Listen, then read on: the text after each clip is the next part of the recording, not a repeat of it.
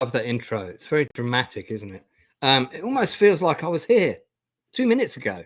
That's because I was, and I've got 2 shows scheduled tonight because I had to move one of them, which is normally takes place at a different time, but I had the dentist today, and so I've had to juggle things. So we've ended up with 2 shows really close to each other. So this episode, Chew the Fat, is where I talk about films and TV shows I've seen in the last couple of months in more general terms rather than focusing on one in particular. Because I'll tell you now, I watch on average probably about 4 or 5 movies a week at least, and probably on top of that at least another 10 episodes of shows, TV shows, mainly television drama are my bag. So particularly true story drama, particularly true crime is one of my areas of interest, as well as science fiction.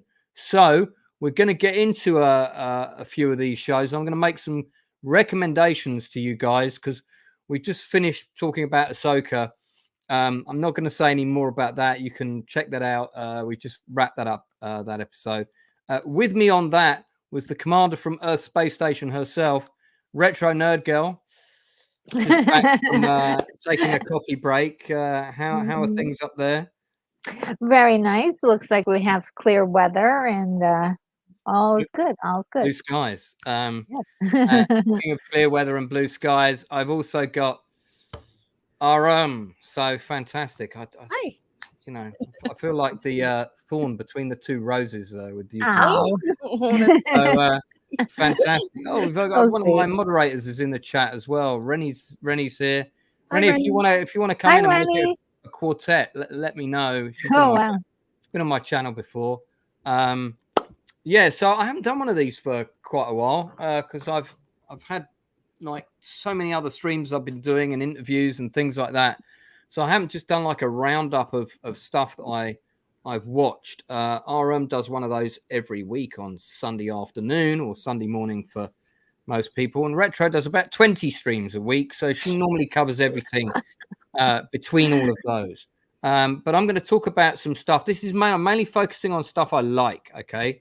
So I'm not going to rant forever about the things I've seen that are rubbish. I have seen a couple of things I was disappointed in. So it won't be totally it won't be total praise for the whole episode, but there's a couple of things I want to talk about. Excuse me, sorry about that. I tried to mute it. I wasn't fast enough to mute myself. Sorry. Sneezing is allowed on my channel. It's an Outcast acceptable custom. So yeah, so a couple of things I want to get into. One of the first I'm going to mention that I'm doing a special stream about. Just about this show, well, this show and another show on the same topic is called The Long Shadow. Have you guys heard of that? No. Okay, great, because I love introducing people to stuff that they haven't seen. So I'm going to tell you about The Long Shadow and give you a little bit of history on it. So The Long Shadow has just dropped on ITV Player, which means it'll also be on a major other platform in due course. Now, there's quite a few movies called The Long Shadow, no relation, okay? So looking this up on IMDb, guys, you want The Long Shadow 2023. This is a 7-part ITV drama, true story about the killings of the Yorkshire Ripper in the that spanned the mid-1970s until 1981. Now, I was a kid when this was happening, and I remember it very well because it was on the news. It was the first news story. He killed, I think it was about 9 women that we know of. And the police investigation was bungled pretty badly, and he was in their system on more than one occasion. He was interviewed, in fact, 5 times before he was caught, and he was only caught purely by chance. Now, these 2 kids here in this first shot, got to tell you a little bit about this story.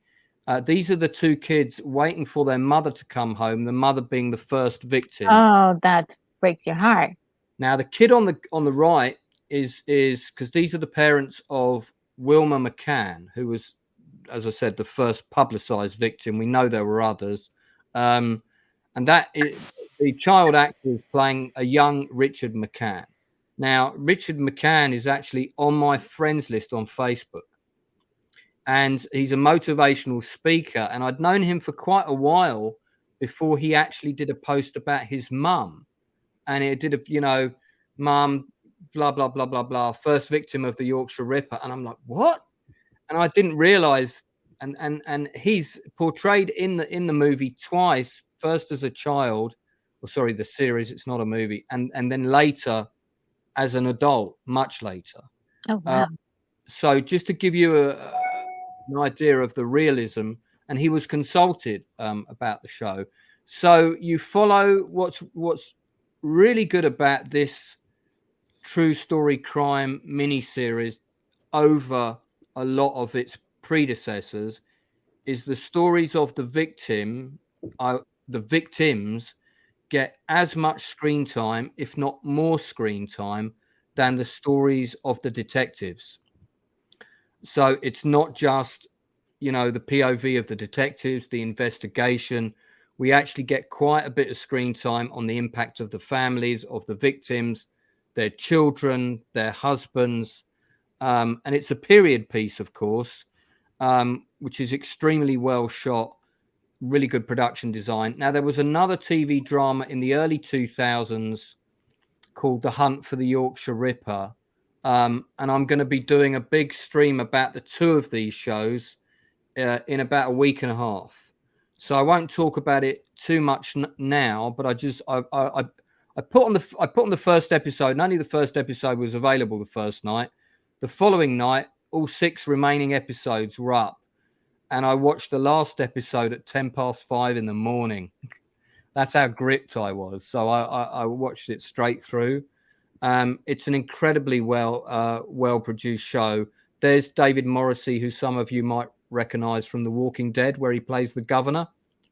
If you watch The Walking Dead, some Americans I'm sure will have seen that. And Toby Jones, of course, who recently played Indiana Jones's dad in the last Indiana Jones film. So, Retro, do you ever watch any kind of true crime stuff? Is that your bag at all? No. You're more strictly sci-fi. Sci-fi, yes. But Darth Plato, never a fan of serial. I need to say that this is not a gratuitous. There's no you're not going to see scenes of people getting stabbed. You're not going to see scenes of people getting strangled. There's nothing like that in this show. It is about the emotional impact on the people, including the detectives as well, because it impacted the health of Toby Jones's character in particular, because it was his last case and he failed to catch him. So, but it's a really well made show. Lots of 70s tashes, of course. Dawn of Mutilation. What Indiana Jones movie? There are only 3. I have a box set with only 3 Indiana Jones movies in it, and that box set is not going to have any additions. So yeah, but listen, this is a really well made show. So that's one of my recommendations. One of the other things I want to talk about then sorry, I didn't ask you, do you watch crime shows at all? Yes, I watch a ton of them, and I think that there was another documentary on this case a few years ago, and they did mention what you said, Lance, about how close they were to being able to pinpoint the killer, but it had something to do with going from paper to computers, right, Lance? There was they didn't have a system, a proper system, the filing system. They got, and then one of the things that happened was there was a hoax tape that came in where this guy said, I'm Jack, and I see you're having trouble catching me, George. And you can listen to the tape, it's on YouTube. And the same hoaxer sent in these letters, and the detective in charge of the case was convinced this was the man, because there was stuff in the letters that he said nobody else knew about the crime scene, but those pieces of information had been leaked to some papers. So it's just that they didn't do enough research to see. So that was the thing that really derailed the investigation. They spent so many resources, and that guy, by the way, wasn't arrested until 2005. And if I remember correctly, the thing I saw was more just a documentary. What you're talking about now, Lance, is also a dramatization of the event. Yeah, and on my channel, I really like talking about drama shows that I think are really good. If people enjoy things like The Wire and The Shield, both of which are behind me on the shelf over there, you're really going to like this show. I'm not sure where it's going to be shown in America yet, but it will be out very soon. These things do cross-channel very quickly, and there's a couple of other British things I'm going to mention today. I really highly recommend this one. I give this a 9 out of 10 on IMDb. Wow. Okay. 9 out of 10. So, and I don't give 9s out easily. I'm more of a 7 to 8 kind of guy. But this is a 9 for me. I think, well, if you like your true crime stuff, I think you'll like it. Retro, if you want to watch one that's not gratuitous or salacious, but is just a very interesting, compelling true story, and you want to dip your toe in, this would be a good one for you to do that on. We'll provide. Yeah, I wrote it on my list over here, so I'm keeping a list of all the things you're saying today. Oh, fantastic! I'm going to make some good recommendations. So, sticking with British for the moment, then I've got another fantastic recommendation for you, which is also a 9 out of 10. I binge watched the whole show yesterday. I had to take breaks, and I was binging this show because it was so tense that I couldn't watch it all in one go. Yeah, I had to sort of like step back and go, I can't watch the next episode now, or I had to pause it, and like I was just like, this is the TV series of the movie Boiling Point. So Boiling Point, people may remember, was a film that was all shot in one shot. It really was all shot in one shot. It wasn't a cheat. My friend Jason Flemyng was on the movie. And this is the TV series that is a continuation. It picks up exactly where the movie finished, but like 1 year later. What was unique about the film is it was all done in one shot for real. They filmed in a real restaurant. They did it as a night shoot. And this was the last feature film in the UK to shoot before the pandemic shut them down. They shut them down after they did the 4th take. And I think they got it all on the 2nd take. But the movie is, if you haven't seen the movie, I highly recommend it. I recommended it to my friend, the Critical Drinker. He's done a Drinker's Extra Shots on it. So you can see his review of it. It's 90 minutes straight through one shot. The TV series does have those long takes in it, but it's shot in a more traditional way, and it picks up the lives of all these characters.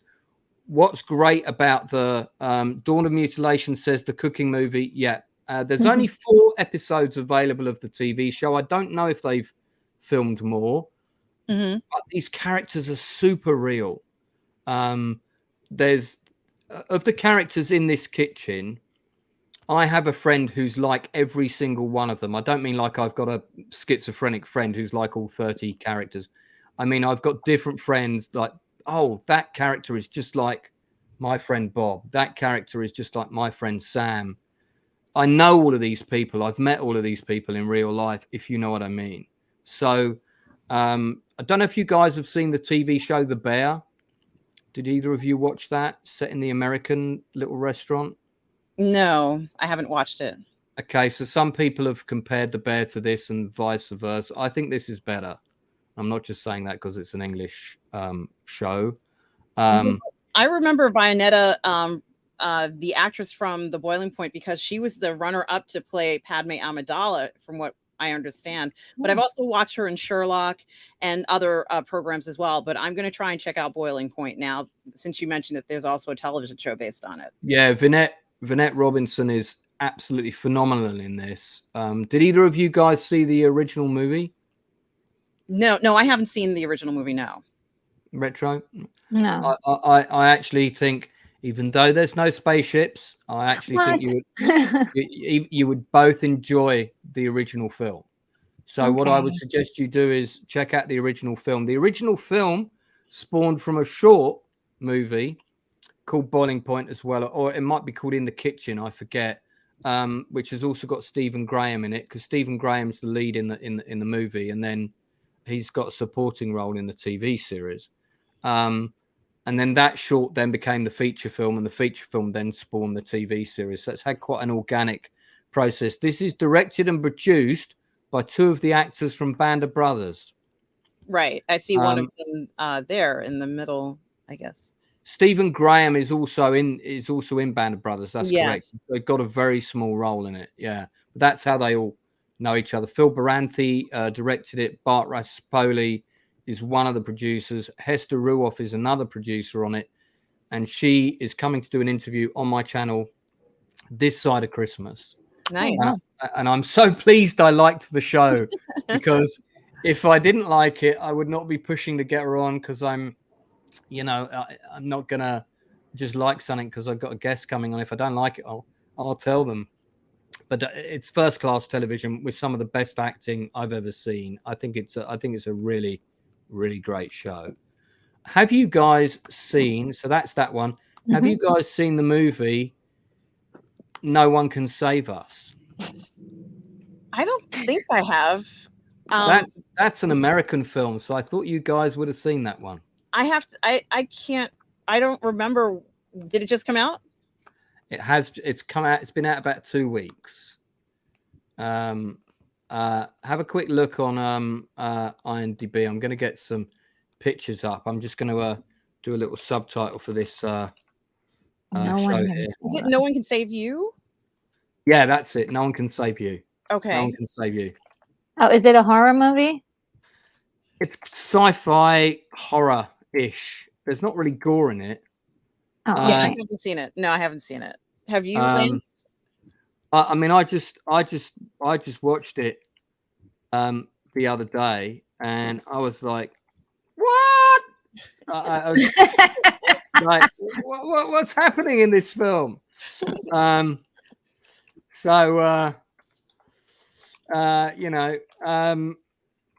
Okay, I'm just putting up a little banner here. We're changing the name of this show to Lance Tells Retro and our own What's Good. Okay, so I love it. I love it. Yeah, No One Can Save Us. Damn, man. Now that film, oh my God. I mean, I think you guys should watch it. I do recommend it because the reasons I recommend it is because it's original. Thank God it wasn't just like another Marvel film. No One Can Save You. Sorry, yeah, not us. Yeah, no, it's all good. It's all good. The poster, which I've got here, it's almost like I prepared it in advance. This is a really good poster. I love the poster, and this is like Cabin in the Woods meets Intruders. It's a bizarre movie where you're not quite sure what's real at different times. Now Rennie's saying it sucked. Tell us why, Rennie. Be more constructive with your feedback. Why? I didn't think it sucked. I think that's a bit unfair. But there were times where I was like, what's going on? When you're sort of like, what's going on? I don't understand what's happening. And then there were other times where I kind of got it. So yeah, I mean, I don't know. I want to know what you guys think. I think you should watch it. It's not a waste of your time. You may not like it, but it's an original movie. It will keep you guessing. The ending is really bizarre. I'm not quite sure what the ending meant, and I'm still trying to process. But the ending is quite strange. Our auntie NZ says Stephen Graham deserves so much more acclaim than he gets. So versatile. He played a truly menacing Al Capone. That's right. That was in Broadwalk Empire. Have seen about half the Boiling Point movie. It was intense. Man, watching those Boiling Point, the film or the TV show is intense. Very intense. Yeah, and Gourd King has popped in. King of the Pumpkin people. Hey. Yeah, How are you? I like Gord King, dude. If you're around, if you want to jump on, let me know, and I'll send you the link. Rennie said, I had a friend recommend it. The constant young woman magically being powerful enough to take down several aliens, plus the ending was awful. Yeah, that's not my interpretation. The ending is strange. I don't think that I didn't find her character was all powerful. She's kind of resourceful, but there's aliens there and they're up to no good. But then there's also kind of, are we on Earth or aren't we? Kind of questions that are raised at different times. So, and Gord has said, I have the link, but I've seen literally none of these things. Well, that's fine because it's the Lance recommends. I can add your name on that scrolling title. I like to recommend stuff to people. So, I'm not normally a fan of horror, by the way. I like my old school horror. I like my John Carpenter. I don't particularly want to go and see Saw 10. I did like Saw, the original movie. Thought it was very good because I find that horror is quite hard to be original now. And it's quite hard to actually genuinely scare you. Retro, I know you're not a big fan of horror. Have you ever? Is there one horror film that you do like, even if that's Critters? When I go for horror, it's usually 80s horror, 90s, like early 90s horror, 70s horror. So Halloween, fan of Halloween? That is definitely an iconic movie, but it's not my movie. You know what I mean? Yeah. It's great. It's a great movie. It's not my movie. But I do like like Nightmare on Elm Street. My favorite horror movie is An American Werewolf in London. So that's another one. Great film. And in that kind of genre, I mean, I watched Lost Boys a few nights ago. That was great. And of course, since it's spooky season, we gotta watch spooky movies. Yeah. So I love the classic stuff, Dracula, 1931, all the black and whites.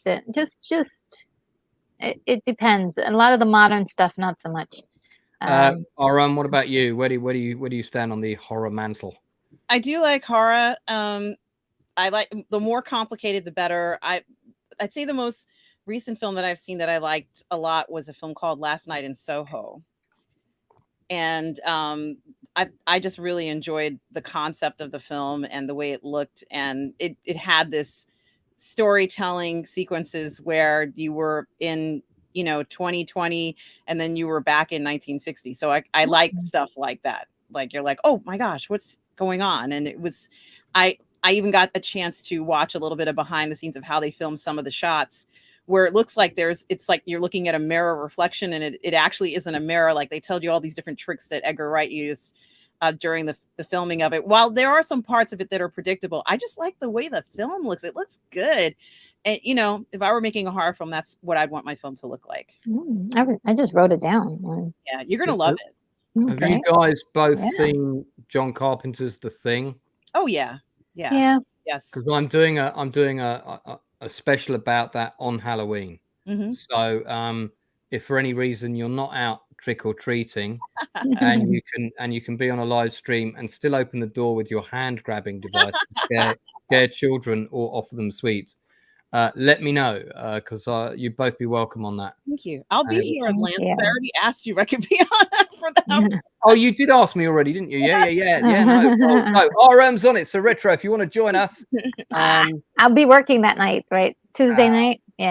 Yeah, but I am doing it quite late, about 10 o'clock. So, but I think around that sort of time, maybe not 9. 10. Maybe you can come on at the end with a Thing mask on or something. Oh, it's going to be fun, and we're going to get into the comics a bit because I'm hoping I've got them all in the shed, and I tried to retrieve them because I did a stream with the drinker about the Thing on Monday, and I tried to retrieve them, and just as I went into the shed to get them, there was a massive downpour of rain. Oh no! And in order to get to this comics box, which is right in the corner with lots of other boxes on top, I've got to take all of those boxes out of the shed and put them on the lawn. Oh, okay. And between me and them, there's a lot of spiders. So no. it's a complex process. So if I couldn't maneuver the boxes outside, I wasn't getting those comics. Yeah, Lance, I like the 1951 film of the thing as well, and I also like the video Me game too. they had a few years ago. They were, it's really a great IP. Yeah, no, Yeah. I don't like the prequel. We won't talk about that movie. But no, I thought the video game was okay. The board game is good. I haven't played that. I gotta find out about that. I'm going to talk about that on the stream, so I won't get into it now. And actually, there's an add-on for that game. Mm-hmm. It's only available in America. That's not very expensive. So if someone wanted to get me a Halloween present, Yeah, because Halloween's the time people buy presents. yeah. No, look, I'm already missing 17th, so you can't send me any candy. So you might as well send me a thing present. John O'Sex says, spiders are your friends. They are, but not in the thing. Yeah, so there's a couple of other questions in the chat. Sam, have I seen The Cube? I did. I saw that at a horror film festival. That's that weird little indie film where everyone's in the sort of glass thing. And yeah, it was okay. It was inventive. I preferred the film Exam, where everyone's in the room and they're trying to do the exam and they don't know what the exam's about. That was quite clever. Kind of fell apart at the end. But Gord King says, Last Night in Soho was Edgar Wright. It's probably my least favorite of his movies, but I thought it was decent. Yeah, it's an interesting one. You brought it up, so actually we will talk about it. So I need to change that title to Lance tells Retro and RM what to watch, and RM mentions something she has seen. That rolls off the tongue really quick, right? So Last Night in Soho. Let's get the I Am Dubois up for that. Yeah, that I nearly saw it at the cinema, and then. Oh yeah, no, I do remember why I didn't. Yeah, stuff was happening at home. Yeah, I didn't go. I was supposed to go to the cinema to see it. Yeah, it looked great. For me, it was a 7 out of 10. It looked really good. The story was quite strange. Oh, I remember this story. I remember hearing about it. RM, do you briefly want to summarize the plot without giving any key spoilers away? Sure. I think you're safe to mention the time travel element. Yeah, Last Night in Soho is about a young woman who kind of has these visions. She kind of lives a quiet life, but she has these visions of being having a nightlife and a separate kind of experience in London. She wants to be a dressmaker, and she ends up going to like design school, Parsons School of Design, something like that. And while she's there, she ends up staying at a boarding house. Diana Rigg happens to be the landlady. And yeah, that's right. Yeah, it was her last performance before she passed away. Yes. From Game of Thrones, those people who might wonder who she is. Absolutely. Or the Avengers. And she, the young lady stays in this apartment. It's an inexpensive apartment. She gets the apartment. And when she, the apartment looks retro. Like this woman hasn't changed it since 1960. And however, the young girl who's taken the apartment enjoys being in this environment. She's inspired by the time period as a designer. And she ends up putting on a record of some kind of, old record from that time period, goes to sleep. And when she wakes up in swinging 1960s London. So now, it's like she goes out on the town as if it was 1960. And of course, she has like this alter ego character played by Anna Taylor-Joy, who you see in the center of the poster.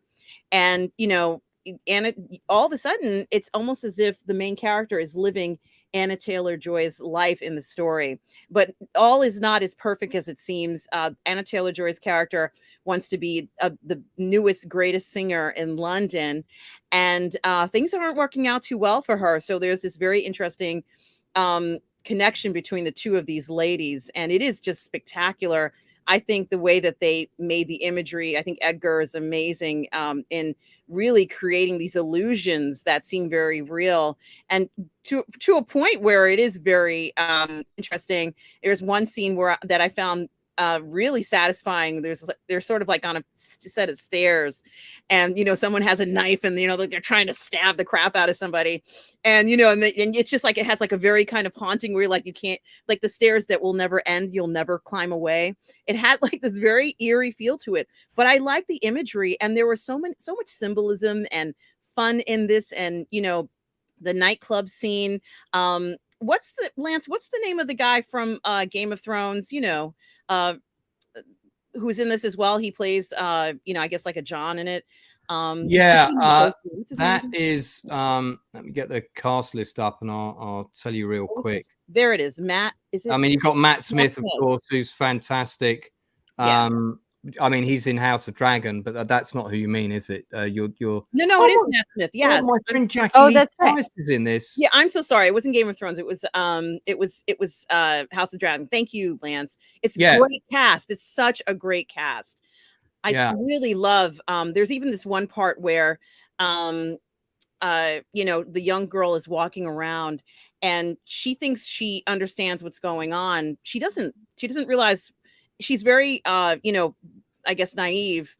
Everybody else watching this is going to know that this has to do with nightlife and kind of like seedy things and stuff, but she's quite innocent, and to kind of discover everything about the history of this person that she's connected to or feels that she's connected to is really nice. It's got a little haunted house corniness at the end. I admit that, Lance. I admit it.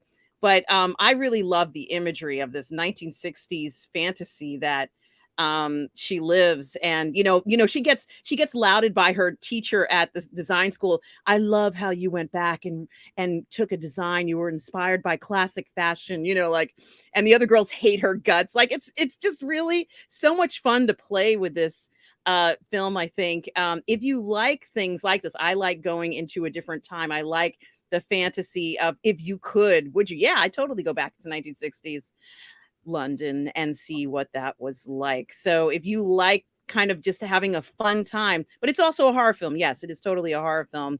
This is the film for you. I think this might be a horror film that Retro may be able to digest, because it's got some really cool production. The production design and the photography on this film is phenomenal. It's got that lovely kind of neon lights in the puddles, Lance, exactly. There's a real throwback to the look of a film like Streets of Fire. It's almost got that, but then there's a real darkness to it. Bless her. There's Diana Rigg. It gets dark. Yes, it does. I love it all. But it's I mean, what would you give it out of 10 on IMDb before we move on? And then I'll tell you my. I love this film, but story-wise, I think a lot of people would think it was a bit corny, but it doesn't matter because watching it is so damn entertaining. Like the way that it's presented is so intoxicating; it's almost hypnotizing. So, I would say probably a 7. But I love the look of this film. I think it's you go into the theater and you watch this, you're going to be entertained. It's going to be fun. You're going to enjoy every minute of this. And, you're not supposed to take any of this stuff too seriously. This is supposed to be for entertainment value for a horror film. I think it's done its job, and it's very crafty, as you said, Lance.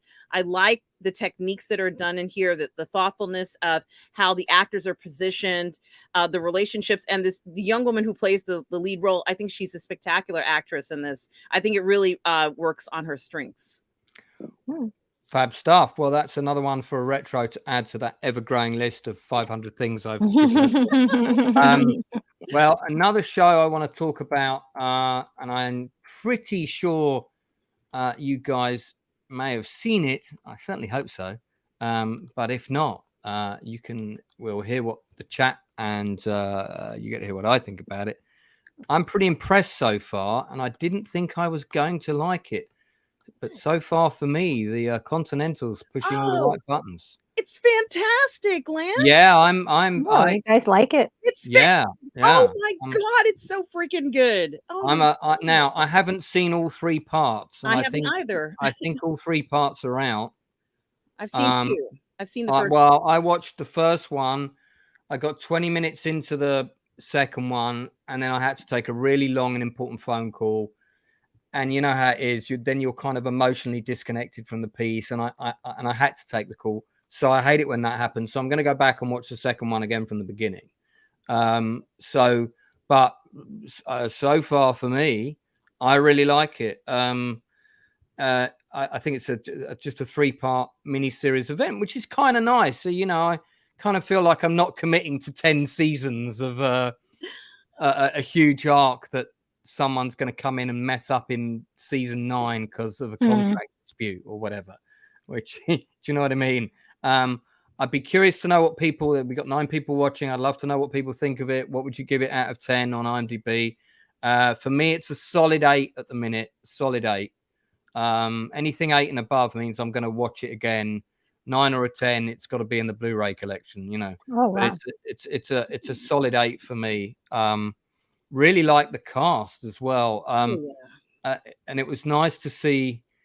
It's funny because it opens with a very, very John Wick-esque scene, and I just see if we can get a picture of that particular scene in action. Let's have a quick scroll through. I like the production design on it again because I love period stuff, and the production design is top notch. It's perfect. I like nerding out over leather retro collars and things. I'm sure retro does too.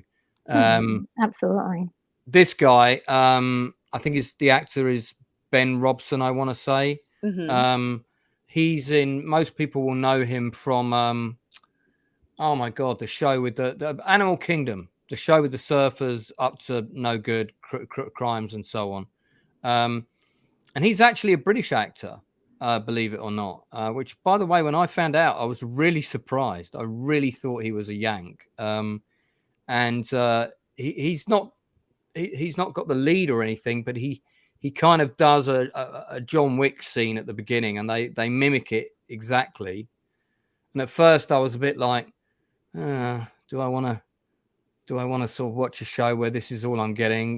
Guys running up and down staircases, killing people with extreme precision every few seconds. I kind of want more, because the last John Wick film was fun, but I mean, by the time I got to the last 20 minutes, I just wanted it to end. It's like, oh, you've fallen down the bottom of the staircase, you're going to go all the way up the staircase again. So and I was glad, I was surprised. There was a lot more to it than that. We have that, and that's good that that's there, but so it felt like it felt like it really fitted within the rules of the world that we already know exist. And I agree. I think that they are creating a different world and an environment that we needed to see, but they couldn't necessarily duplicate everything that we've been seeing in John Wick. I think that would have been a mistake. And so they have created a decent story, or what appears to be a decent story, with layers and this kind of sense of where everybody's going to end up, I guess, in 20 years or 30 years, in the hierarchy of things. And it is fun to see. I really like this actor who you have up here, Lance. I was about to. That's why I paused on him, Colin Woodall. I was about to. Really like him. I do like giving the cast shout outs. I was about to mention him. I think he's brilliant in this. Really, really good. His character. Really good actor, and he's got great scenes. Sorry, go on. He has great scenes. I don't know whether he's from the US or the UK or wherever he's from. What I do know is that he has like this, I know it's a 1970s show, but he does have sort of like this 1960s feel of like the saint, or kind of character to him, and it's very, very appealing. Like it has this it almost grabs you to kind of like this character, even though maybe you shouldn't. I'm not quite sure what the backgrounds and everybody's motivations are necessarily, but you end up liking this guy. He's dressed very posh, right? And everybody else is in corduroys, and he's like, well, I would never, like you almost get a sense like, this is not it's not an ascot, it's something else. And so he has a certain refinement to him.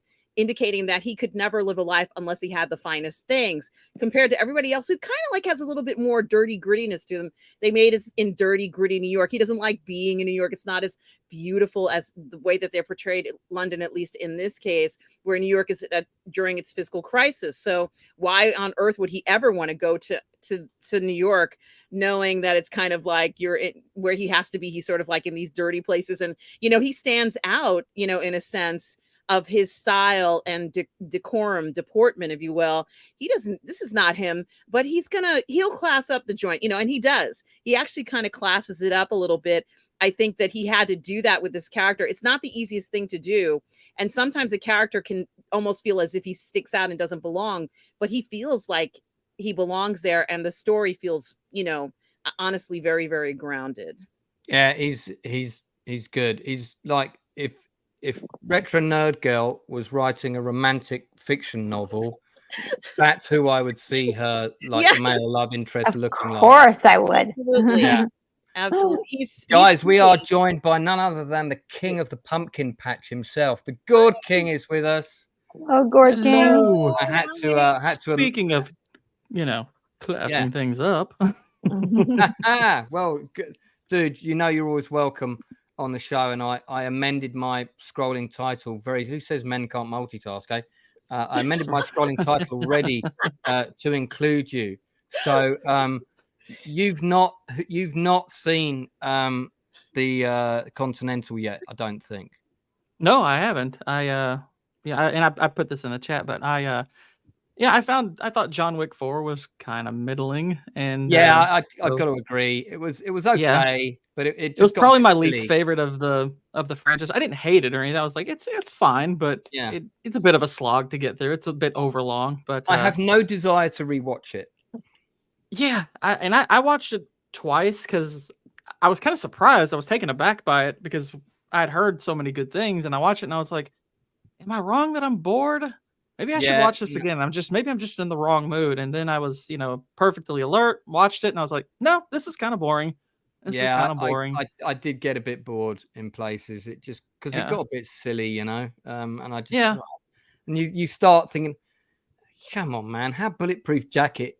How bulletproof is your jacket exactly? How many falls onto cars from numerous stories up can you take? But so I initially had no interest in this show because I was like, more John Wick, great. But everything I'm hearing about it is, pretty good. So it's piqued my interest. And I don't think you need to have needed. You don't need to have seen the John Wick movies to enjoy this show or understand it. Other shows could take a lead from that. It's great that you can just sit down and watch this, and you don't need to have seen a John Wick film.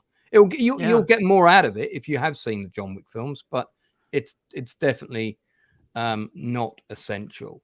And honestly, what piqued my interest is finding out Mel Gibson was in it, because think what you want about the man, but I think oddly some of the work he's done since all of his controversies and whatever, a lot of the work he's done since then has been excellent. Has been just quietly great stuff. Not everything. He's done a few cheap stinker kind of movies, but he did Dragged Across Concrete, Bloodfather.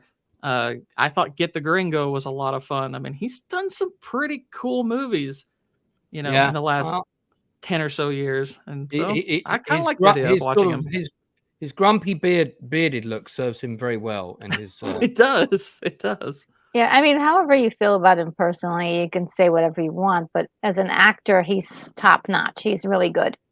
Absolutely. Yeah. Mm-hmm.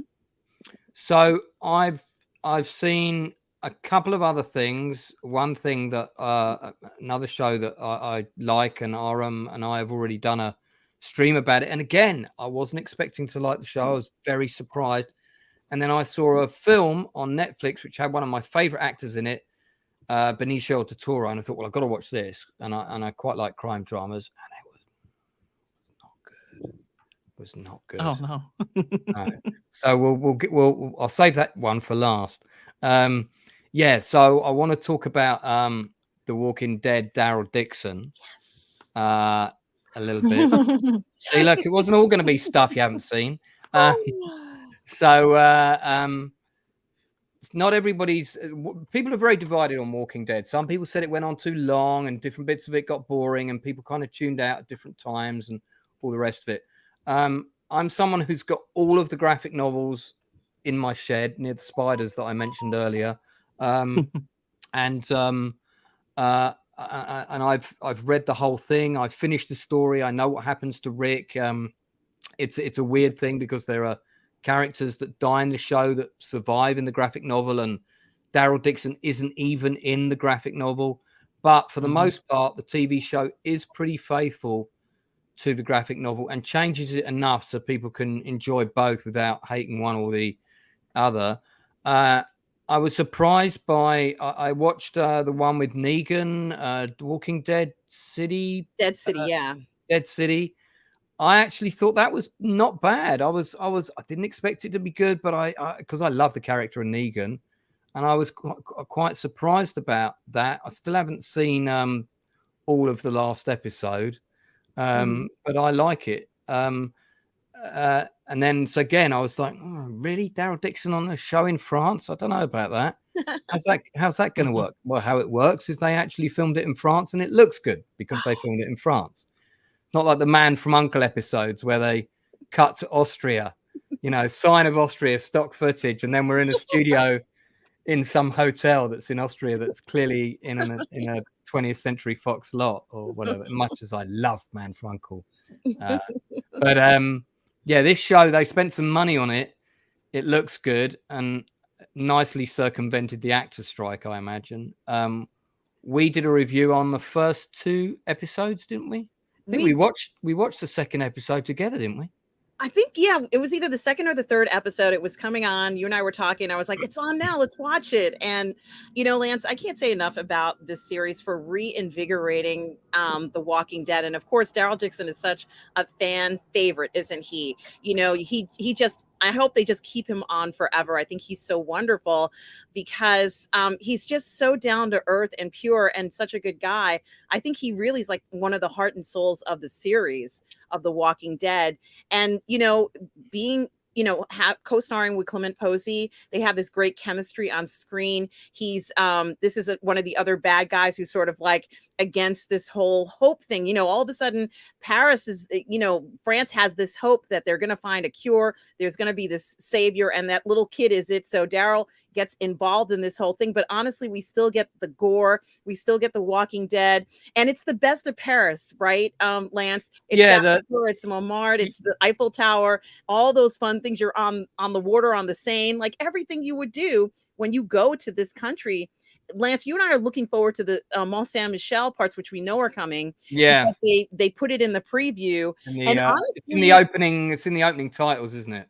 It's wonderful. They just drench the entire preview with blood. It's got a deep red feel to it. I mean, it's just like so haunting, and it's just honestly nice. This is what we want from The Walking Dead. They give us prompts and it's what we expect to see. There's still gore. I still am a little freaked out when there's a scene where Daryl has like a ice pick and he just like starts jabbing some guy, and I'm like, oh, like if I'm still cringing from things in the show, it's still got a lot of passion. They've got a lot to tell. This is a fun foray in France, and if you liked the original Walking Dead, you just might like this, because it's not like the one in the United States at all, as far as I'm concerned. No, it's tonally, it's very different. Let's not talk too much about ice picks. I don't want Retro to have to leave the show early. But no, it's good. I mean, look, again, you could watch this show, and as long as you just accept it as a given that a zombie apocalypse has taken place, you could watch this show and not have seen anything from the other stuff, because at the minute, at least, there are no other connecting plot lines to other characters from previous shows or spin-offs. Now, that might come later, but at the minute, this does feel like a very contained story of its own. It's like a spin-off graphic novel almost, with a character that we know. And it does feel like, you feel like you're in Paris. It's very well done, I've got to say. And Lance, Daryl Dixon looks very demure. Like if you don't know who this character is, you're wondering who he is. But then he'll come up and start pounding somebody. Like he could be badass. I just love seeing that manly, that aggressive male thing come out. I'm like, do it, Daryl, do it. I love it. I think that type of masculinity is what we need to see in shows like this, and we see it. He is not, sort of like a cupcake. He's badass. It sounds like he could be a candidate for yours and Lorenya's male appreciation. Yes, Retro's down for a bit of that. So get her on there. I hadn't thought about that. Yeah, that's a good idea, Lance. Daryl Dixon's character, just as a character, would be a great one for a stream for you guys to talk on that. I think, sorry, I've just caught. I know we've just done a stream about Ahsoka, so we're not really going to talk about Ahsoka, but I just caught Lorenya Creole's Ahsoka finale title. I'm pretty sure that's not how the Force works. Anyway, that's quite funny. They should have called it the farce, but yeah. I mean, me and Retro have just taken apart episode 8, and I think Retro just spent 2 hours taking it apart before coming on my channel, and there's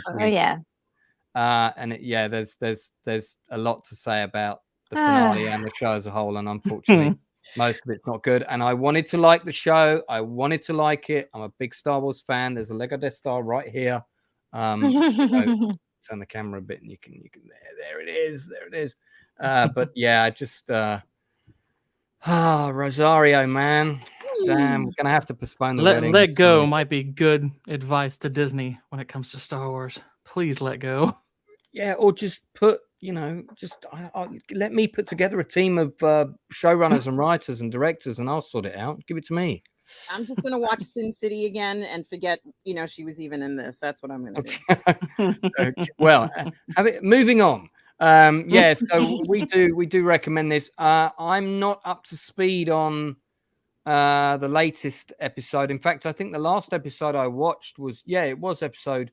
No, I've watched one since the one I watched with you, and it was. You watched episode 4, Lance? No, I have. Yes, I did watch episode 4. That was good. That was good.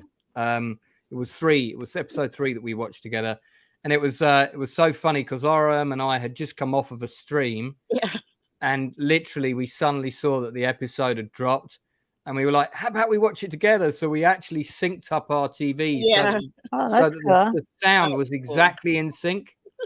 It took a few goes, so we could watch it at the same time, but on our own streams. But we had it completely synced up sound wise. So we could react together, and we weren't live streaming it. We just did it for fun. It was a good laugh. Oh, it was good. Yeah. Yeah, because otherwise, we would have got ratioed because, of course, you could hear all the dialogue. So, so far on Daryl Dixon, what are you giving it out of 10 so far? Yeah, I'm gonna give it an 8.5 because mainly because it is true that people are going to kind of look at the series and say this is a played out genre, but it feels like an original story to me, Lance. And I like the notion of the twists and turns. While I said they give us prompts and this is what we're expecting, we're also getting the unexpected. We're also getting, kind of like, as I said, the brute force. I like that, kind of reject modernity, embrace masculinity feel it has.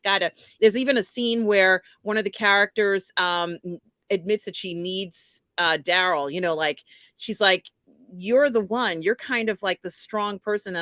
And of course, Lance, what I'm talking, I don't want to say what it is, but she's like, you can get him there. And I thought to myself, it's because he's a man. Just say it. You're the man we need. Yeah. It's okay to say that you need a man to do this.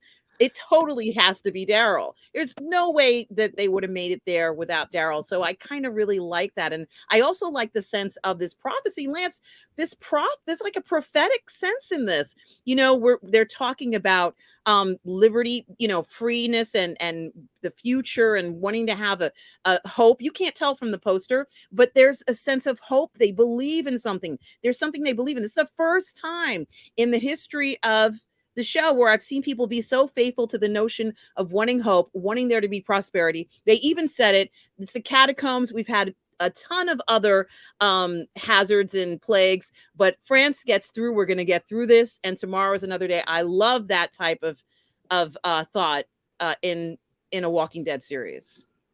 Yeah, I give it a solid 8. I'm curious to see where it goes, and I'm still engaged. I don't want this to be dragged out into like 5-6 seasons. I don't think it's got that kind of mileage. I think it could do 2, maybe 3. And if it's just 1, that's absolutely fine with me. Gord King, are you a fan of the Walking Dead series at all? Any input there? I read quite a bit of the graphic novel series, though I didn't finish it. And I bailed on the show probably about midway through season 4. I got kind of fed up with it. I wasn't liking the way they were handling it. Right. I thought pretty much every season was just baiting you towards the end where they do a big kill and they try to hook you into the next season, or they wouldn't do a big kill at all. They build up to something and then they'd save it for the next season. So structurally, I found it very frustrating. So I stopped watching. I mean, I'm aware of what happens. But I mean, I don't know. I can't guarantee I would ever watch the Daryl Dixon show. I like when I'm hearing about it right now. I mean, that's great. Yeah, it's a savior storyline, which I thought might be up your street. So, but maybe you'll make an appearance. Who knows? You never know. You never know. We shall see. But yeah, I don't know. You probably will. You probably will enjoy it. You probably will enjoy it. I think. I think if it were like a 3-4 season show and kept a good solid reputation throughout, I'd probably be willing to give it a try. Yeah. But if they stretch it out to 6, 7, 8 seasons, I'll be like, never. Nah, yeah. I don't want to see that much more Walking Dead. Yeah. I'm quite happy to. Are we walking or are we crawling? Yeah, and the show did feel like that at times. Okay, I'm going to talk about this movie that I've seen that really wasn't very good. And this is the only thing I'm really dissing today, because I tend to focus on stuff that I want to recommend, and let everybody do great videos on trashing stuff that's rubbish. But this really wasn't very good, and I was Did Lance get a look at my last script? Yeah. So hang on, I need to do a new banner for that coming up. No, it dropped on Netflix this week, and if there's a feature film that drops on Netflix and I like the look of it, I'll try and watch it straight away. And if I like it, I'll do a gut reaction. But it looked like it was going to be good. Now, I will say one thing: Justin Timberlake is very good in this movie. Oh. Very good. He's a solid actor. He is a solid actor. I was actually surprised how good he was in this film. I've only seen him in one other thing, I think, maybe 2, but yeah, he was really good in this film. It's a weird murder thing where Timberlake may or may not be the murderer. Benicio del Toro is investigating it. Alicia Silverstone is playing an older character in it, and that's all I'm going to say. But it just sort of tries to be clever, and isn't really. And sort of at the end of it, I was like, "Is that it?" And I was a bit like, "Man, the talent behind this, it was sort of." And the whole thing, Reptile, shed the skin, shed the lies and all that. I like the poster. If you look at it, it's sort of reptile skin. Mm-hmm. But did anybody else watch it? Is it just me? I didn't see it. Okay, well, it's a firm 5 out of 10 from me on IMDb. That's the lowest rating I've given everything. I'm curious to see some of the titles of user reviews on IMDb. So, because I'm maybe a little too esoteric for a mass audience, but an excellent thriller. Well, maybe I'm not esoteric enough. Starts out like any average detective thing, but slowly increases in suspense. So some, a lot of 8s here for people. Decent debut from director Grant Singer that strives to be this year's Gone Baby Gone or Prisoners, that while intriguing feels like something's missing. Yeah, that for me would be pretty much where I'm at. But then you've got some 10s and some 9s here. Del Toro's awesome. He is good in it. The acting is aces, too many loose ends. See, that for me, there was a lot of stuff that just didn't make sense. And that for me is a problem. This person didn't understand the ending. But a lot of people like it. So Unsafe as Houses, 3 out of 10. I tend to think a lot of people vote on things on a one watch scale. Like they're like, I'm only going to watch this one time and it did this for me this time. So boom, high score. Well, I really low score. I always like to check out a couple of the 10 out of 10 reviews and click on their profile to see how genuine they are. So, Oh boy. this person has done quite a few. Wait, go back up. They had Knock at the Cabin up there. I watched that recently. What'd they give that? It's like their what? Which one? Knock at the Cabin's the green one with the 4 people. Yeah, what did they give that? How do we see? Can we see their rating? It might be up at the top. They might have their rate. Oh yeah, they have the rating on it. Go scroll back up to the top. I think it's one of their newest. Oh yeah, yeah. There we go. Yeah, 8. That's generous. Yeah, that's it's not a terrible movie, but that's pretty generous. It's a kind of Michael Shyamalan type movie, isn't it? Yeah. Well, I mean, it is him. It's M. Night Shyamalan. That's why it felt like a Michael. Yeah, it has an interesting concept, but the execution is very Lady in the Water-ish, very cheesy. It's not as bad as Lady in the Water. It's got a friend of mine in it. She's one of the main. Yeah, she's one of the main actresses in it. There she is on the right. Nikki. Oh, okay, yeah.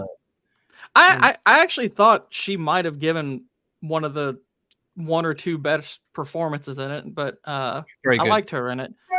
But she's an exceptionally gifted actress, and she was originally supposed to play the role of Cytherea in The Journey, and I lost her because she was cast in that crazy sci-fi film that everyone hated. The one with it was a bit like Guardians of the Galaxy. I think it might have been directed by the French director who did it was that Valerian? Yeah, Valerian. That was it. Okay. Valerian. Oh, you know, I like the movie that sounds like a disease. That's the one. I really like that movie. There was a lot about that movie I did like. The main thing I didn't like about it was it stole my actress. Like that. You know, because she was getting paid a lot more money in that. So that film conflicted. And what part did she play in that movie? She was the commander of one of the space battleships. Oh, okay. I got to look out for her next time I watch. I saw that film in Uganda in a cinema, and there were 5 power cuts during the movie. Oh, 5. So that was an interesting experience for all you kids watching at home. Just remember that's what happens when you sell off lots of your power to neighboring countries. But Knock at the Cabin was okay. That's not that old a film as well. So I mean, it's one of those ones if you like. It's kind of like an episode of The Outer Limits, isn't it? Yeah, something in that ballpark. Yeah. He says without committing. Yeah. So the Reptile is not a recommendation for me, but a lot of people seem to like it. So hey, you know.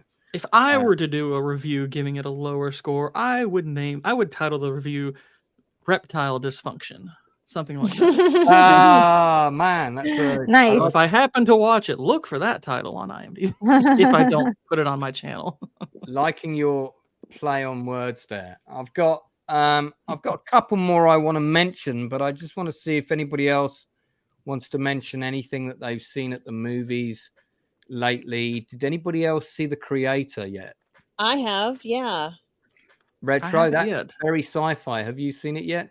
It's not in any of the theaters around me. Oh. So I have to wait.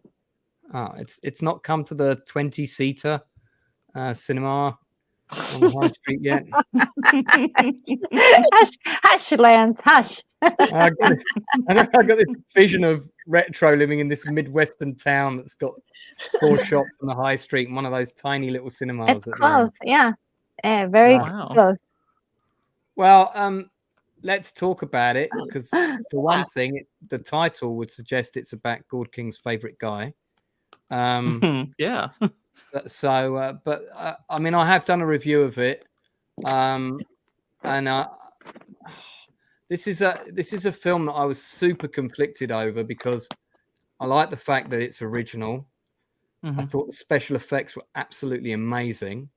There's quite an interesting story behind it, which is that in lockdown was when Gareth Edwards designed and did most of the heavy lifting for the effects work for the weapon in the movie. Nomad. North missile defense system of America or whatever. Mm-hmm. Not in that order. Right. So that was one of the reasons why he was able to bring it in under, at a reasonable budget, 80 million, was because he'd done a lot of work on it already before they got to even pre-production, I think. And so I liked all of those things, but the plot had so many holes in it, and at first I thought it was, there was one nation that was still using AI, and America and its allied nations were not using AI. Then it seemed to be more that there weren't, the East Asian conglomerate of nations was no longer really a nation, and America was physically actually invading it in different places, and it was more just a series of broken up areas that mostly were no longer safe. But then that didn't really make sense with other things that had happened elsewhere in the movie, where it said actually it is a country and it's got its own police force, and America can't just invade it willy-nilly. So there was a lot of stuff like that really threw me. But I went to see it with a friend of mine in their 20s, and they absolutely loved it. So just to give you a different age generation, and of course we've got Gord King, who's 67, so we've got a wide depth of age here. Hang on, I need to check Michael Cera's IMDb to see how old he is. So go on, Aram, what did you think? Yeah, the first thing that I was going to say is that this is a film that, at a point right now where there's hardly anything in the theater, should be able to capitalize on the fact that they have pretty much everybody's attention. But what I've noticed, Lance, just even from the get-go, like when you look at that poster or even all the trailers that I've seen, it doesn't really tell you what this film is about. And, that's a big problem, especially for a film that you need to know what it's about to get you excited to see it. I mean, it looks cool. Yeah. Some of the shots look incredible, but it's called The Creator, but it's actually more about, I think, a creation that this creator made. And if it was going to be about, let's say it's supposed to be focusing on the creator, then show the woman, Gemma Chan, who's supposed to be the creator, right, Lance? Show her. She's stunningly beautiful. Go ahead and show her being the person, the star of this film, or at least what it's supposed to be about, or don't name it this. Because the film really seemed to focus more on the love and relationship that people had for AI. That's what this film for me was about. Like there was this, they were trying to convince you and trying to bring you over to have this feeling, this enamoring, this, you need to be on the side where there's this embracement of everything. And I think it's really funny in the sense that, I don't necessarily think there's a whole contingent of people against AI, but at a time where there were more articles written about AI than ever before, that a film about AI should be doing incredibly well in the box office because it's about AI. It's in the news. Everybody is talking about it, using this thing, even if it's not the same type of AI. But that should have already given the film a bolster. In fact, it should have been, that could have been in the title somehow, put an AI in it and highlighted that in the title, even if you spelled creator wrong or whatever they wanted to do, some sort of promotion where you saw the words AI in the poster. And then people would know it's like, oh, this has to do with AI. I kind of feel like they needed to do that just for this. I think that the drawing, that poster, Lance, is beautiful. It's lovely. But all you see is just a person walking in a field with another character that looks like they are a cyborg or something. So, I think that you're not necessarily sure whether this is, after you can't really tell or place things. And so when I remember watching this film, Lance, I was like, oh, that's what this film is about. That's what this story is about. So I had to actually kind of wrap my head around what they were saying. And I think that the lead actor does such a lovely performance. He's wonderful. This love story between him and Gemma Chan, and of course the main, one of the other characters in the story. And we saw Watanabe. Is it Watanabe who's in this? Ken Watanabe. Incredible performances by all the actors in this. Yeah, but cast amazing. The misdirection where we can't tell, because when you're looking at this, you're kind of seeing You don't even know if that's a hat on this guy. You know what I mean? Like, really, when you look at this poster, this is a beautiful concept art poster, but we don't know what's going on here. Like, I have no idea. I just want to tell you something about this poster. This is not the poster from the movie. We just had the poster from the movie up. I had Nuno Sedanis on recently on my industry interviews, who's a movie poster designer, and he likes doing his own versions of posters for films that come out. This is his one. Well, he has you can see there's a bomb coming down or something coming down. So you think that's the implication, yeah. And that's immediately telling us a little bit more than what's going on. And ironically, they're showing you the creation in the picture here. They're showing you the creation. I'm not going to say what it is, but they are showing you the creation in his poster. Now, I think it's very clever that he did that.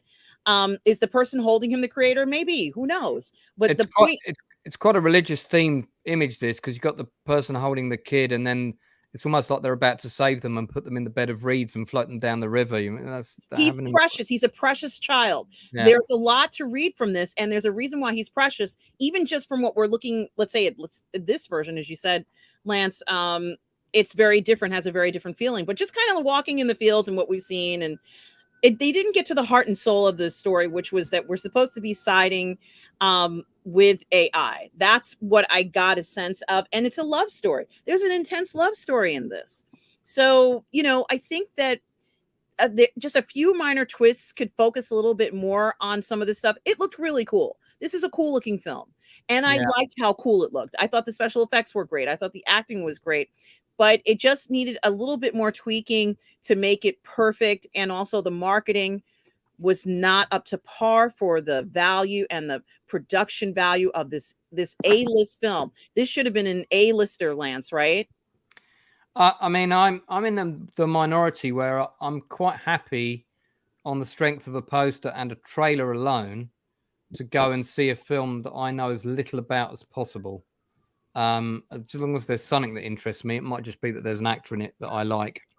I'm pretty much guaranteed to go and see anything Ken Watanabe's in. I knew very little about this film. I saw one trailer for it when I went to see something else. I saw the trailer for it when I went to see Mission Impossible. It was trailering with Mission Impossible. And me and Matt both looked at each other and went, what? Because I was with Matthew Hones, Australian film director, went, what's this? Because we'd never heard of it. And we looked at each other after the trailer had finished and went, I want to go and see that. I don't know about you. I want to see that. And he was like, yeah, I want to see that. I thought it was good. I just wanted it to be great. That's solid 7.5. I'm 9 out of 10 for the effects work. Yeah. It kind of seems like Gareth Edwards, at least with his last 3 movies in particular, is always like just on the brink of making something great. Like he did Rogue One, he did Godzilla, now he's done this, and everything I've heard about this kind of seems to be a similar vibe where there's something there that has the appearance of greatness, but the substance beneath it doesn't carry it, quite that far. Like Copa Ex Machina, he did a review of this, came out earlier today. And it sounded like, based on what he was saying, I was like, this sounds like the groundwork for if someone wanted to script a really good sequel, this could become something really fascinating.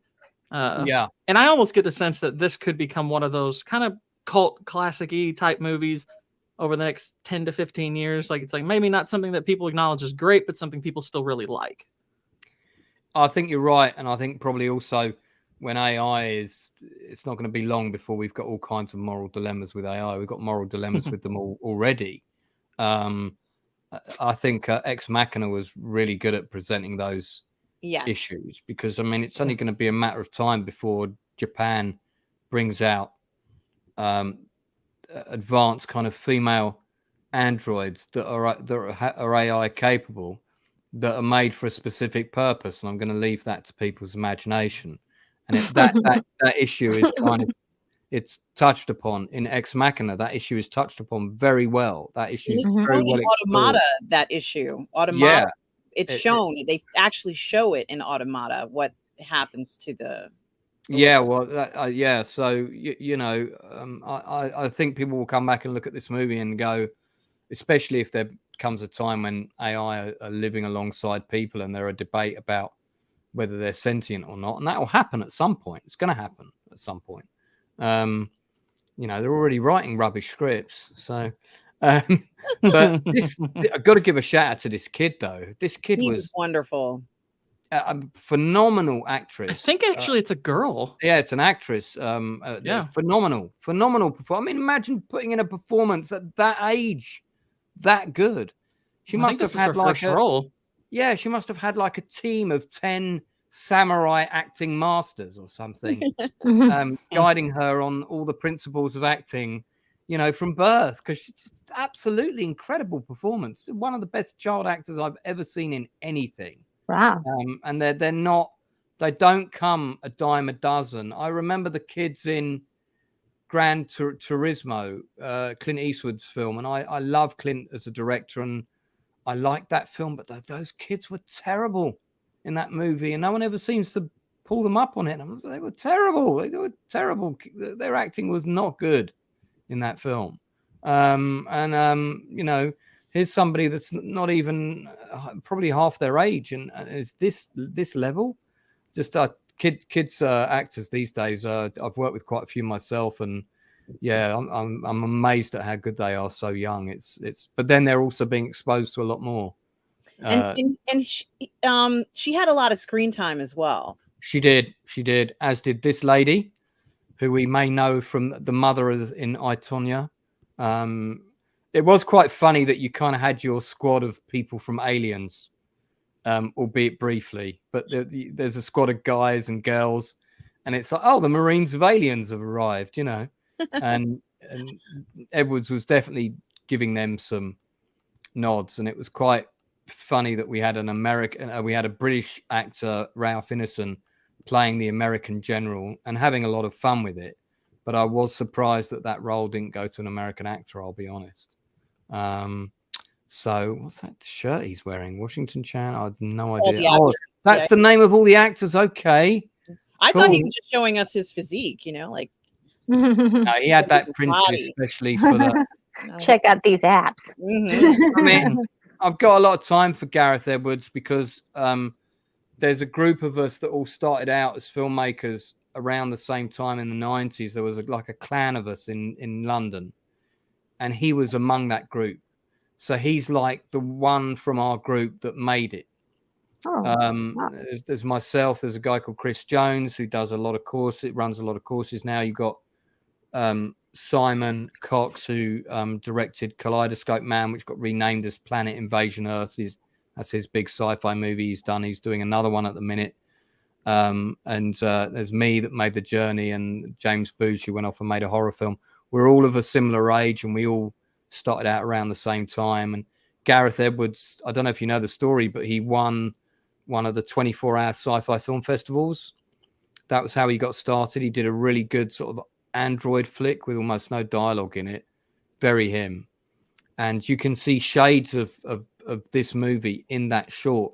I bet if you type into YouTube, and if anyone wants to do it, please put the link and we'll stick it in the chat. Gareth Edwards 24-hour sci-fi festival short, award-winning short. It will be on YouTube somewhere. Gord King, have you seen it? The creator, have you seen it yet? No, not yet. I do want to though. I think you should. You should. I mean, you're not going to be bored. And if you play Warhammer, there's some big Warhammer tanks in it, which we haven't seen on screen before. So, yeah, I on the whole, I quite enjoyed it. Retro, have you seen anything else this week for the first time, or in the last couple of weeks, that you might want to just Silent Running. Oh my God, you did. That's right. You did a watch party on it. Yeah, and you told me you'd never seen it. That's the first film where I cried at the death of a robot. Oh, really? As a kid, I watched that. I was really young when I saw that. I saw it the first time it was screened on TV, so it would have been about 1980, something like that.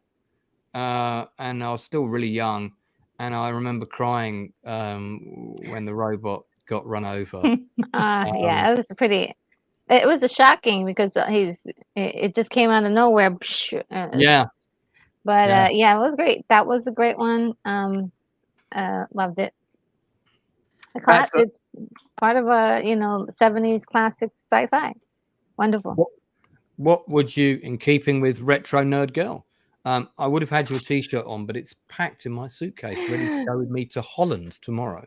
Oh wow! Yeah, so I've got no streams until I might do one Monday night. I think I've got one Monday night, but nothing and until then.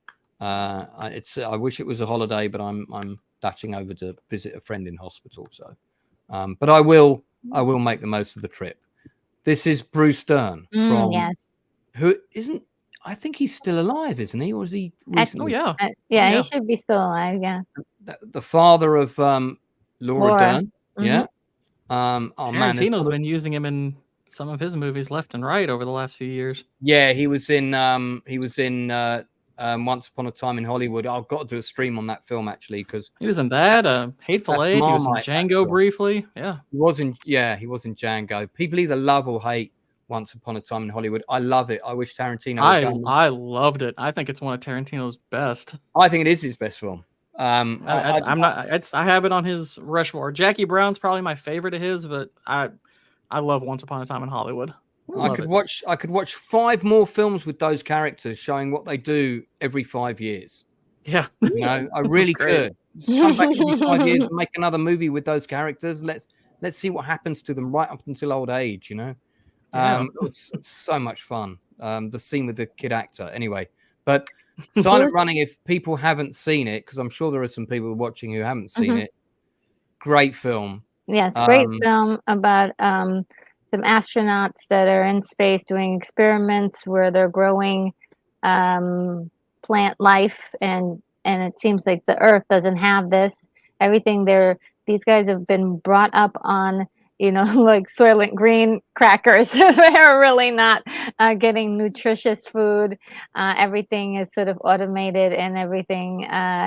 The Earth may be in trouble, and we have this character who's just in love with the idea of reforesting the planet, and has fallen in love with this whole like plant life, natural way, the natural way of life. And what really happens is that they kill the program basically, and he loses his mind in the process. So it's very, very it's very impactful emotionally, very character driven, and I loved the vulnerability of the main character, how vulnerable he was, even though he was making some really poor decisions or bad decisions and evil decisions too. So yeah, it's very involving, and I was extremely happy that I was suggested that movie. That was a big thumbs up from me. Yeah, it's a good film. I think it still holds up well today. People will be interested to know appropriate. Yeah, Douglas Turnbull, who co-directed it, I believe. He was one of the people who pioneered the special effects for Star Wars. So you've got a Star Wars techie, as it were, special effects techie on the movie.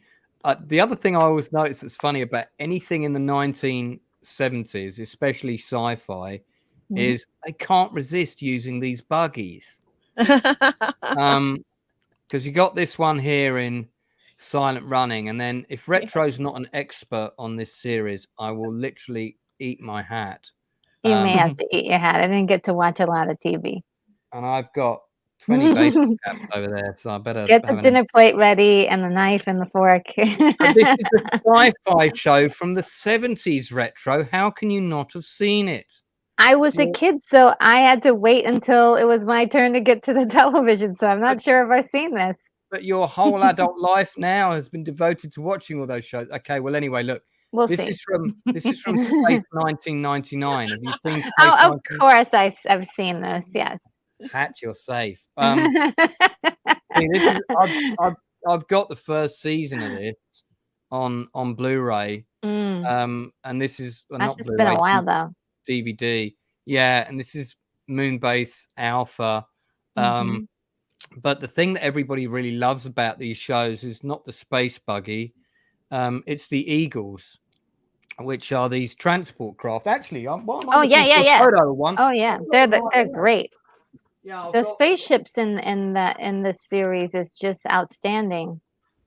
I've got and they're basically sort of interchangeable, so they've got different types. And I've got the medical Eagle right here, but it's set on Moonbase Alpha. It stars Martin Landau and his then wife Barbara Bain, then her husband Martin Landau.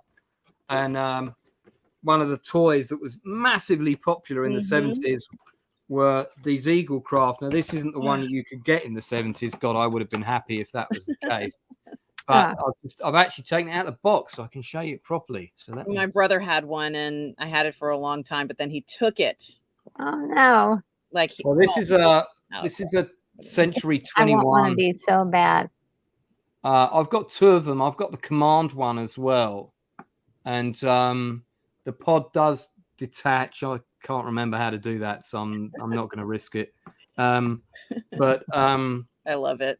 They are, and there's companies that have brought out like limited edition versions of certain ones from the episodes, and oh my god, they sell out really fast, and then they go for an absolute fortune. But this is this is a show that's if you want a fun sci-fi show that's it's very silly at times, but and it is of its day, but it's fun, and it's got some amazing model work, and of course it's produced by Jerry Anderson and Sylvia Anderson, his late wife, of course.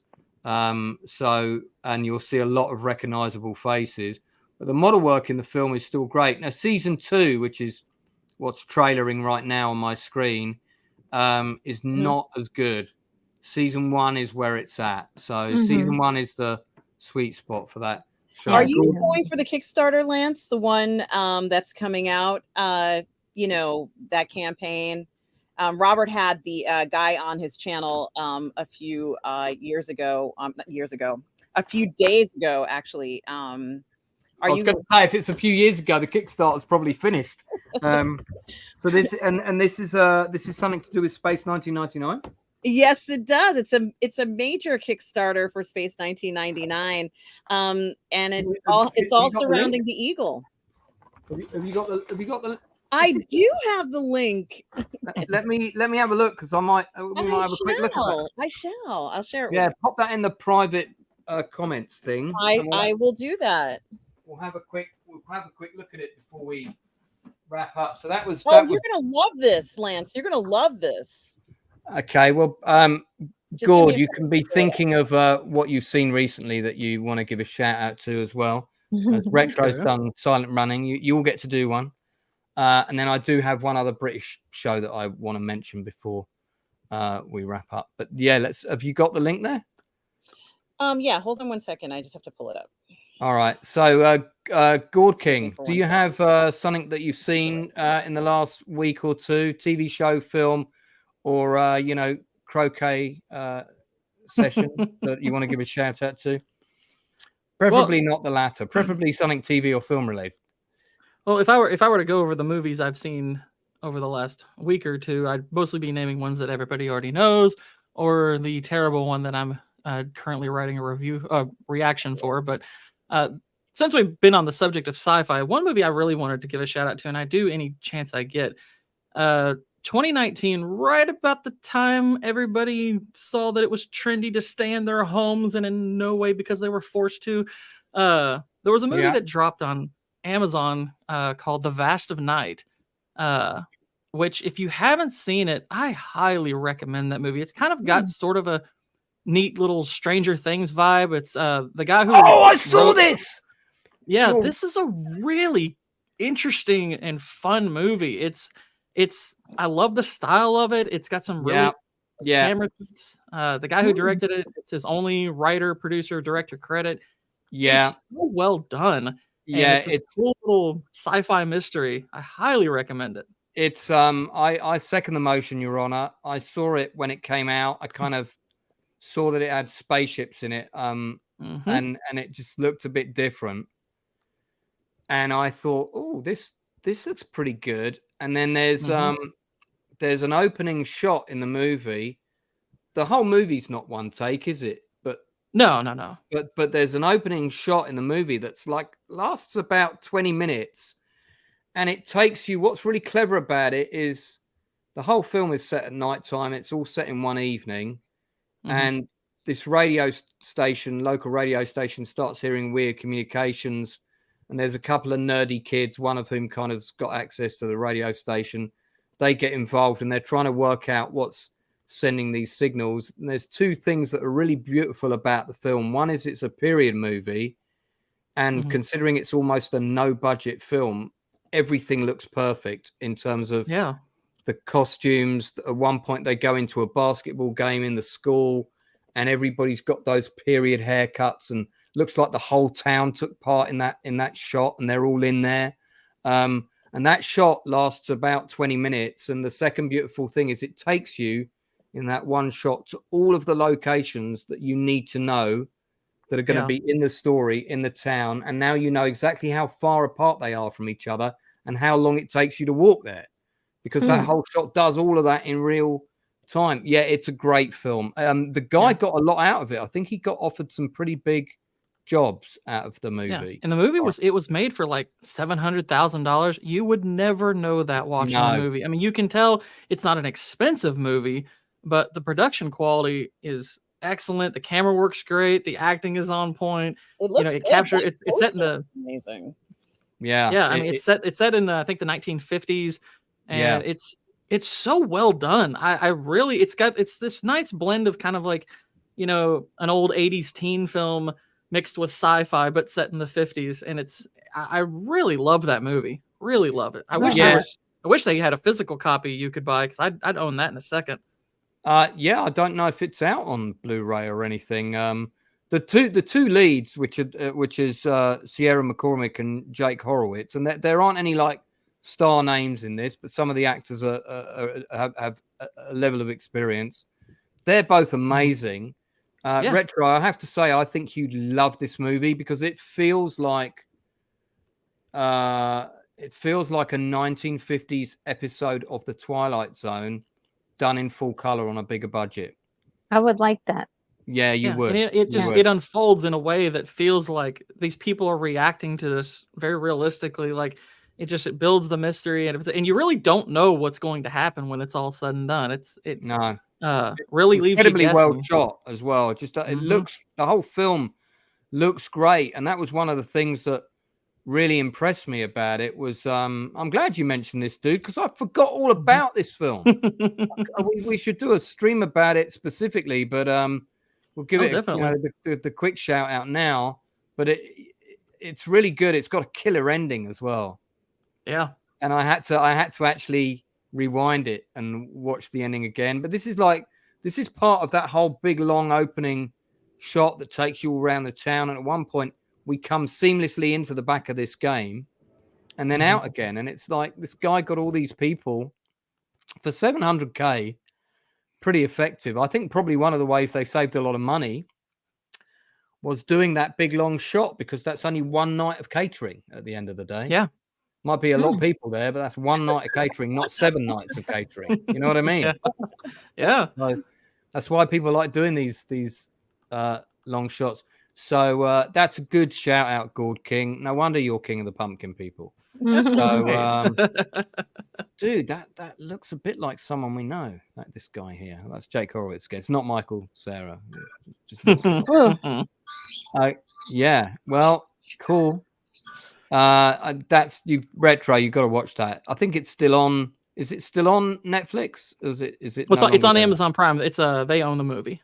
Amazon Prime. Okay, so that's on Amazon Prime for anyone watching.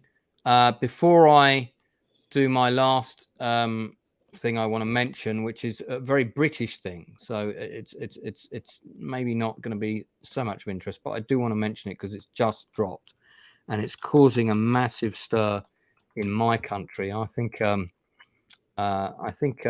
guys will find it interesting. But before I mention that one, let's have a look at this. And I'm going to end. Yeah, I'm going to end within 15 minutes. So guys, so we'll all still be here.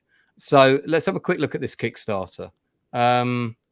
So Kickstarter. So this is now. Is this to build an eagle, or what's he doing with this? Rather complicated, Lance. You have to read it.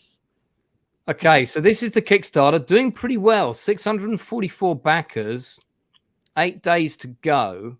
I can't put any money on this, but the project, the eagle has landed. Sci-fi, yep. Okay, I know what the show is, so I can kind of.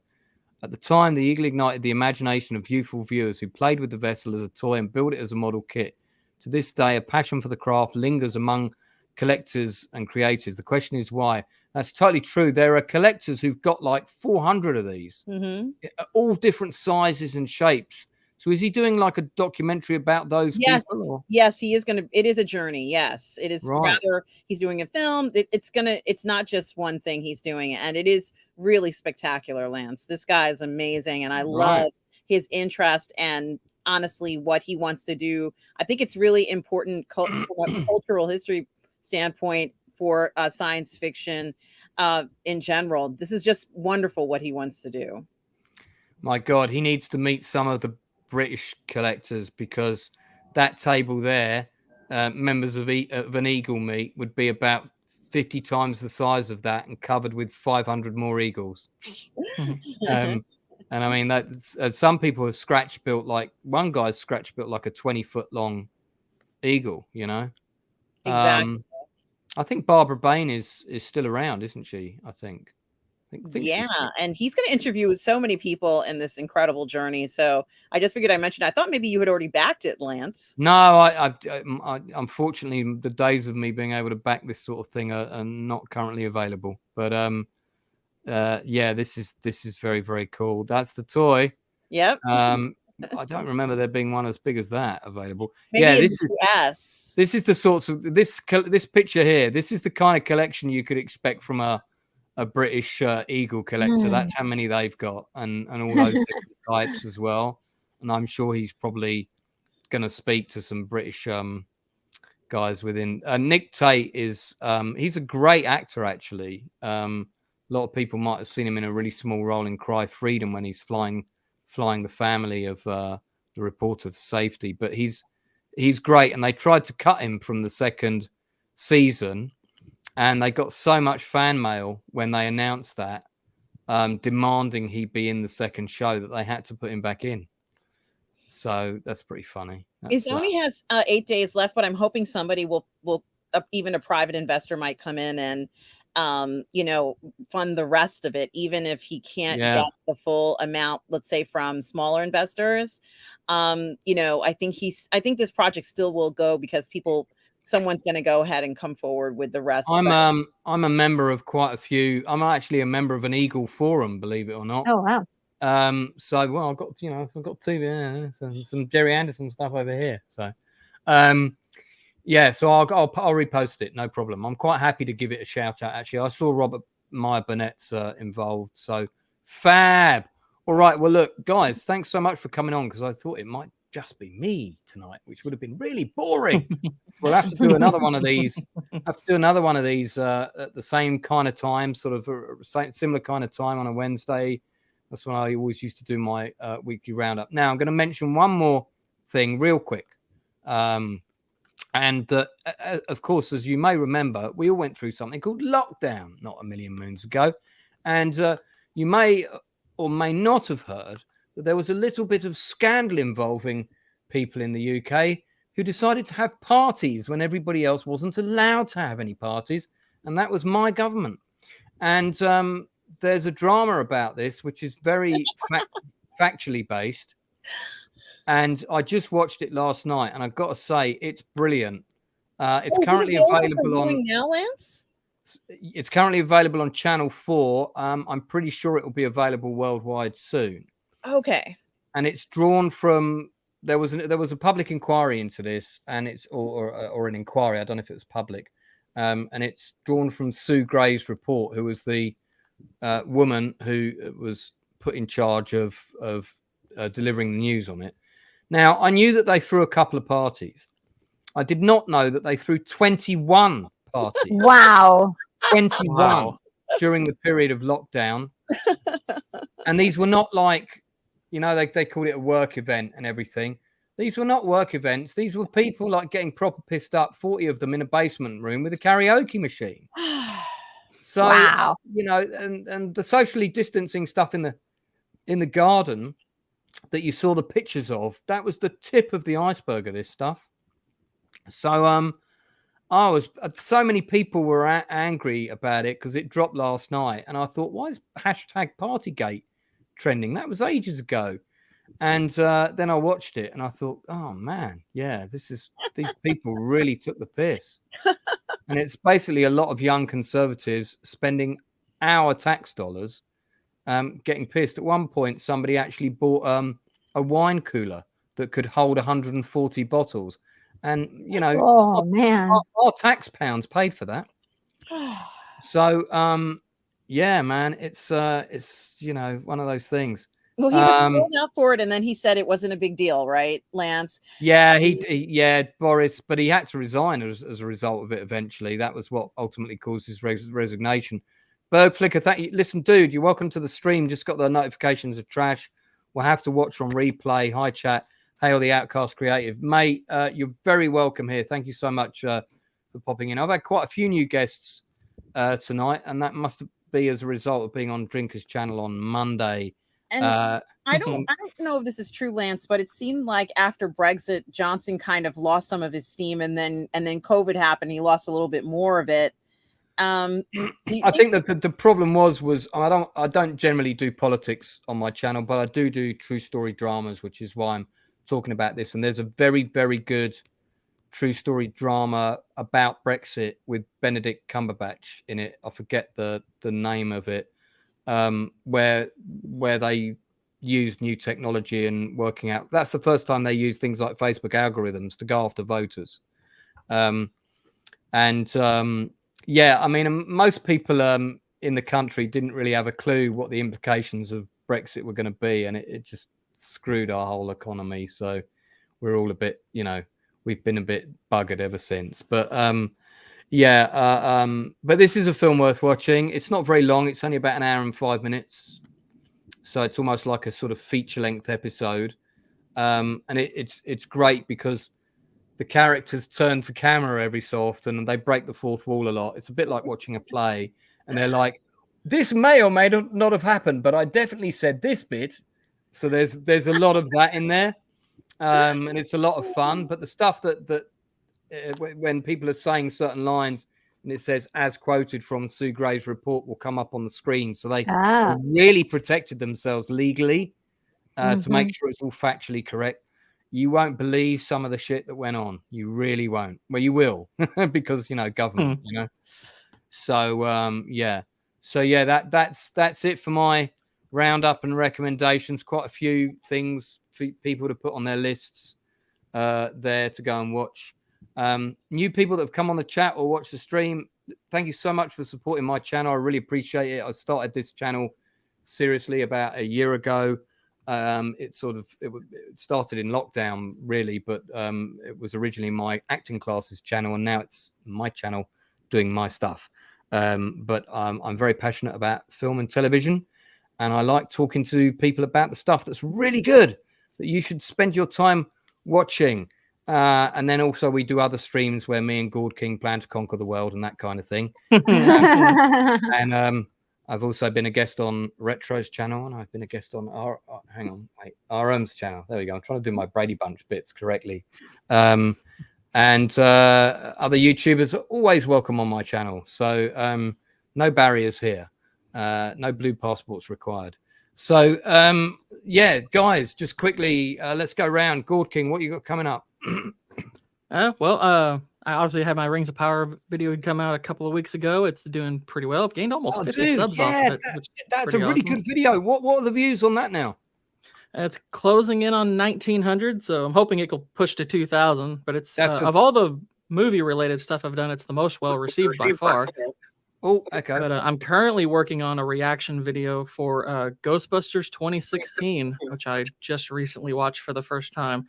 lot to say about that. I'm hoping to get one more kind of Halloweenish movie review in before the month's out. Also, I'm not sure what yet. Still want to finish the Ghostbusters one first, and that'll be up probably within the next couple of weeks.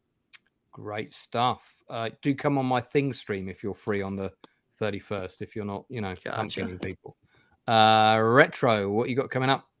Oh, well, let's see. I had to write it down real quick. I am doing, I do, for those of you who don't know, my channel, I cover a lot of retro movies. So maybe some retro movie reviews will be coming out soon. But on Fridays, I do a live stream. This Friday will be the best animated movies from 1990 to the present day. And then I can't take part in that one because I'm going to be away. Oh, well, the mature animated films will come the following week. So hopefully you'll be around for that one. I will be around. Okay, great. Not sure great. what you're trying to imply by mature, but I will be around for the for grown-ups or coded for grown-ups. And then also on Saturday I'm going to be doing a watch party on my channel, and it will be of the movie The Mummy 1999, and I'll continue spooky movies or sort of scary movies all the way through October, just for Halloween. That's the Brendan Fraser Mummy film, right? Yes, which was really kind of a surprise. I remember watching it and say, "Wow, this is actually good." So it was a good movie.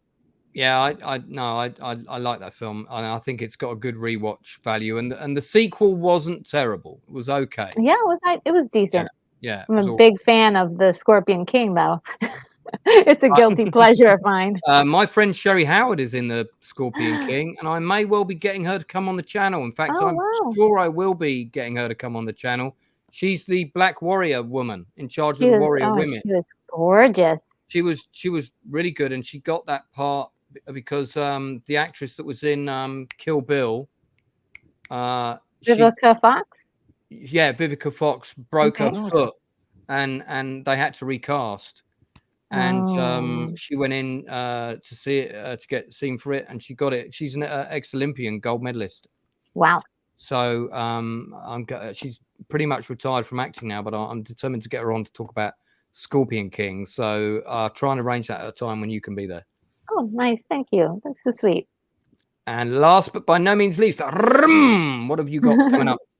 Well, I have my historical review movie series tomorrow with Darth Plato, where we're going to be talking, or at least watching, a historical film. I got to choose the one this week. So that's going to be on my channel at 6 o'clock. It's going to be the 1978, I think it's 1978 version of The Deer Hunter. So, oh man, yeah, nice classic. I really wish I was around to be on that one. Yeah, that's a classic. Got a lot to say about that film, man. I'm sure wedding sequence to open a movie, you know. Yeah, so that's a risk. That's a risk right there. I also have a Toxic Male Appreciation show tomorrow at 5 on Lorraine's channel as well. I also have another show that I'm going to be on tomorrow night called Uncivilized Scoundrels on the 1/6 Scale Man Network at 9 p.m. Eastern Standard Time. It's a Star Wars show, so we're going to be talking about Star Wars. So you already know what we're going to be talking about. And after that, on Friday at I think it's either 1 or 2 o'clock, I'm going to be talking with Stubble McShave on the Burnett Network on the Wheel of Time season 2 wrap up. So we're going to be doing a review for that.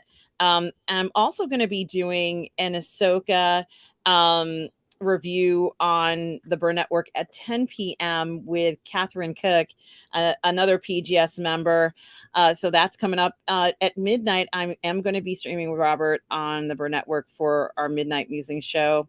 On Sunday, I do have my Sunday brunch show at 10:30 a.m. Eastern Standard Time on Positive Fandom. And of course, on Monday night, I have Ladies of the PGS with Lorena at 6 p.m. on the Burn Network. So do check those things out, guys. I have many more reviews and things coming up, as well as gaming. My gaming is going to start on Monday next week. So I'm trying to do Alien Isolation. I have the camera set up, I think, properly. So that should be starting soon.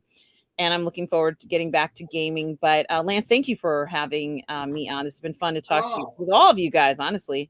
How cool it is to talk about movies and what's coming out. Really had a good time. My pleasure. Talking of gaming, in addition to my lone wolf niche gaming stream, as I keep calling it, I've now got the series that they did, the Mad Max series they did, Freeway Warriors. Oh, wow. Yeah, and there's 2 more of these. One of them's on its way, but it's got stuck, which is book 1, which is kind of annoying. These are the reprints. These were a Kickstarter, by the way. Oh, and one of the Kickstarter guys got in touch with me because he saw me talking about it and said, I haven't got my Kickstarter books yet. And I'm like, I don't know. I got these online. So, but these are books 3 and 4. I've got the original book 2, which I picked up from a secondhand online bookstore. I kind of wish I'd waited and got the full set now. And I'm waiting for book 1. For those people watching, these are choose your own adventure. Yeah. Books, where you turn to different page numbers and all that kind of thing. So who needs 3D graphics and stuff when you can listen to me do all the strange voices of the different characters? So whenever I'm doing a lone wolf gaming stream or whatever, I'll be doing one of those, or I'll be doing fighting fantasy. I've got a whole lot of those I'm going to do. And sometimes people like Aram and Gord King will come on and help me make silly choices and get me killed. So still waiting to learn Retro. Yeah, I don't think Retro's been on one of those yet. But not yet. There's still time. So when I do Starship Traveler, you can come on that one. That's the space one.